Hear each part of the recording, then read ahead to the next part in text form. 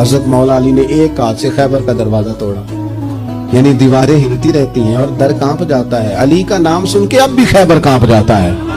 حضرت سیدنا علی المرتضیٰ رضی اللہ تعالیٰ عنہ نے خیبر فتح کیا. فتح خیبر کی خوشیاں منائی جا رہی تھی.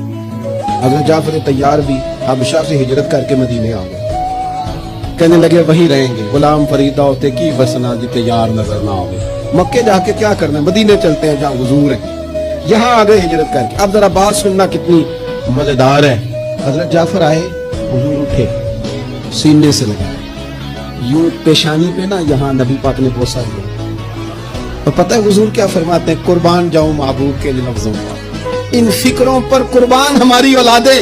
حضور فرمانے لگے سمجھ نہیں آ رہی، مجھے سمجھ نہیں آ رہی، کچھ سمجھ نہیں آ رہی. یا رسول اللہ کس بات کی؟ فرمایا سمجھ نہیں آ رہی کہ مجھے خیبر فتح ہونے کی زیادہ خوشی ہے یا جعفر کے آنے کی زیادہ